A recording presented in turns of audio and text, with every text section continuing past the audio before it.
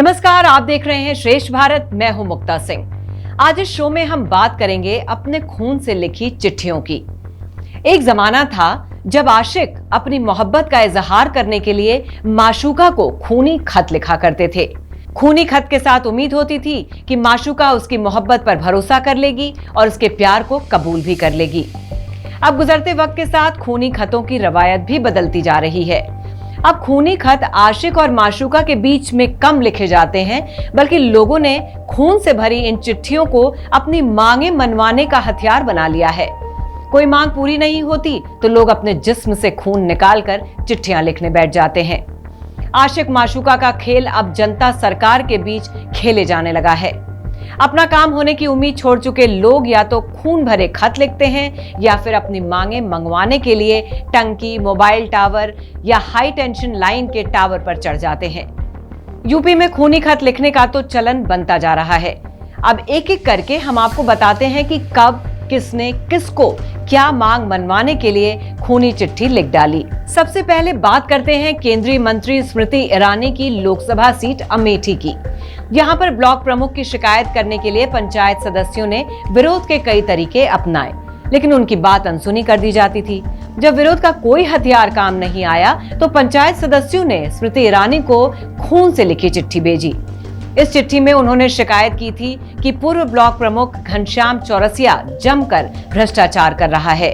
वो मौजूदा ब्लॉक प्रमुख मंजू मौर्य की जगह चौरसिया ही उनका पूरा काम करता है और वो पार्टी से चुने गए पंचायत सदस्यों के काम नहीं होने देता है।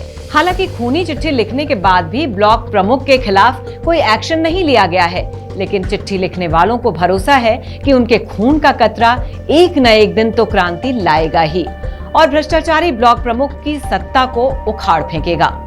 दूसरा मामला है बनारस का। यहाँ पर खूनी खत लिखने वाली दो मुस्लिम महिलाएं हैं जिन्होंने अपना हक पाने के लिए सीएम योगी को खून से भरी चिट्ठी भेजी है। अमेठी में तो पंचायत सदस्यों का खूनी खत लिखने के बाद भी काम नहीं बन पाया था, लेकिन बनारस में तो खूनी खत की तस्वीर वायरल होते ही दोनों महिलाओं की मांग मान ली गई। दरअसल 3 जुलाई 2023 बनारस की शाहिदा और रोमी ने अपना खून निकालकर सीएम योगी के नाम एक खत लिखा। खत में स्थानीय मदरसे के प्रबंधक रिजवान की शिकायत की गई थी। महिलाओं के मुताबिक रिजवान ने उनके साथ बेईमानी की और नौकरी दिलाने के नाम पर शारीरिक संबंध बनाने का दबाव डाला। जब इसकी शिकायत लेकर वो थाने गई तो वहां पुलिस ने मुकदमा नहीं लिखा।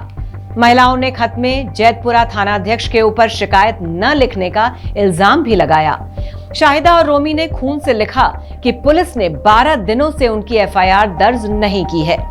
खैर, इस खूनी खत के वायरल होते ही पुलिस ने मदरसा प्रबंधक के खिलाफ मुकदमा दर्ज कर लिया है और सबसे ताजा खत लिखा गया इसी साल 21 जुलाई को।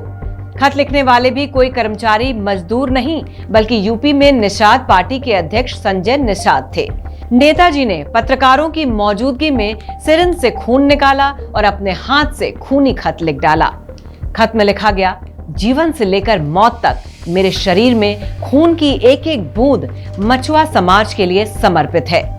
खूनी चिट्ठी लिखने के बाद संजय निषाद ने कहा कि उनका जीवन मछुआ समाज की सेवा के लिए न्यौछावर है। निषाद पार्टी मछुआ समाज के हितों के लिए बनी है और इसका एकमात्र लक्ष्य मछुआ समाज को विकास की अग्रणी भूमिका में लाना है। दरअसल यूपी के तराई इलाके में रहने वाले मछुआर और तुरेहा समाज के लोग आरक्षण की मांग कर रहे हैं। लोगों का कहना है कि उनके उपनाम के आधार पर सरकार उन्हें अनुसूचित जाति में शामिल करे, उसी के आधार पर आरक्षण भी दिया जाए। संजय निषाद के मुताबिक उन्होंने मछुआर और तुरेहा आरक्षण को लेकर केंद्र सरकार को पत्र लिखकर आरक्षण संबंधी जानकारी मांगी है। इस पर केंद्र ने जवाब देते हुए कहा कि आरक्षण देने की प्रक्रिया बेहद अहम पड़ाव पर है। जल्द ही आरक्षण के मुद्दे पर केंद्र सरकार अपनी स्थिति स्पष्ट करेगी। खून से चिट्ठी लिखने और मांगे मनवाने का एक मामला कानपुर से भी सामने आया है। यहाँ पर इसी साल मार्च में किसानों ने घाटमपुर तहसील में धरना दे दिया और उसे घेर लिया। 50 से ज्यादा किसान इस धरने में शामिल हुए। किसानों का आरोप था कि तहसील के अधिकारी किसानों की समस्या की ओर ध्यान नहीं दे रहे हैं, जिसके चलते तहसील में भ्रष्टाचार बढ़ गया है। कोई भी किसान अपनी समस्या लेकर आता है तो यहाँ के अधिकारी उसे फटकार लगाकर भगा देते हैं। धरने पर बैठे किसान नेताओं ने अपनी मांग पूरी करने के लिए सीएम योगी के नाम खूनी चिट्ठी लिख डाली। उन्होंने इस खत में लिखा कि घाटमपुर तहसील में दलालों को रखा गया है। हम कोई शिकायत करते हैं तो अधिकारी मुख्यमंत्री के IGRS पोर्टल पर गलत रिपोर्ट लगा देते हैं। खूनी खत का असर प्रशासन पर तुरंत हुआ और किसानों को मनाने के लिए मौके पर SDM पहुंच गए, जिन्होंने किसानों की मांगे पूरी करने का आश्वासन दिया। तब जाकर कहीं मामला ठंडा पड़ा। खूनी चिट्ठी एक बार फिर बनारस से सामने आई। यहाँ काशी हिंदू विश्वविद्यालय यानी BHU में अपनी मांगों को लेकर करीब 30 छात्रों ने राष्ट्रपति के नाम पर खूनी चिट्ठी लिख डाली। छात्रों की मांग थी कि काशी हिंदू विश्वविद्यालय से चल रहे सेंट्रल हिंदू गर्ल्स स्कूल और बॉयज स्कूल में लॉटरी सिस्टम से एडमिशन को खत्म कर दिया जाए। अपनी मांग को लेकर 26 अप्रैल 2022 को करीब 30 छात्र धरने पर बैठ गए।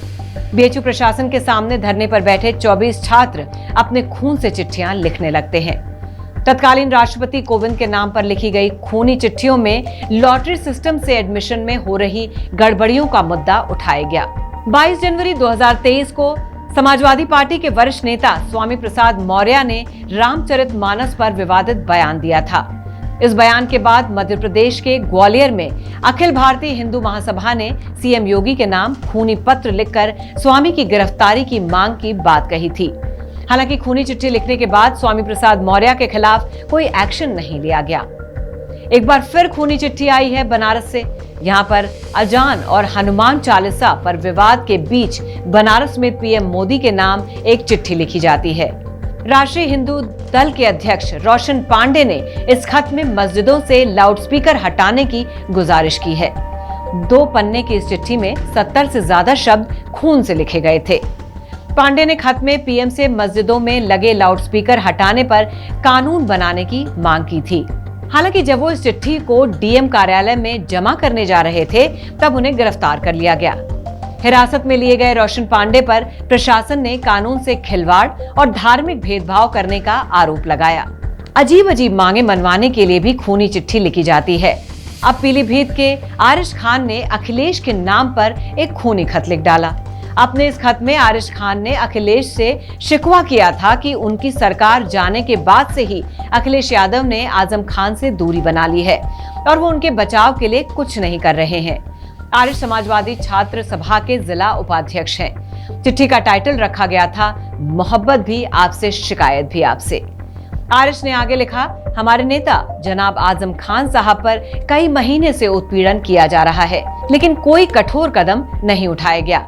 नेता प्रतिपक्ष रहते हुए भी अभी तक आपने कोई बड़ा आंदोलन नहीं किया। तो ये कुछ खूनी खत थे जिनके बारे में हमने आपको बताया। हालांकि ज्यादातर मामलों में खूनी खत लिखने के बाद भी काम नहीं बन पाया और खून ऐसे ही जाया हो गया। तो अगली बार अपने जिस्म से खून तभी निकालिएगा जब काम पूरा होने का आपको भरोसा हो, वरना खून खराब करने का क्या फायदा। चिट्ठी लिखने से तो बढ़िया है कि आप अपना खून ब्लड बैंक में दान कर दें ताकि किसी को इसका फायदा मिल सके। तो चिट्ठी लिखें तभी जब आपको उम्मीद है कि इससे आपको फायदा होगा, वरना खून की भी कमी हो जाएगी शरीर में। तो इस बात का ध्यान रखिएगा। फिलहाल इस खबर में बस इतना ही। बाकी खबरों के लिए देखते रहिए श्रेष्ठ भारत। श्रेष्ठ भारत पर खबरों से जुड़े रहने के लिए चैनल को सब्सक्राइब करें, बेल आइकन दबाएं और देखते रहें श्रेष्ठ भारत।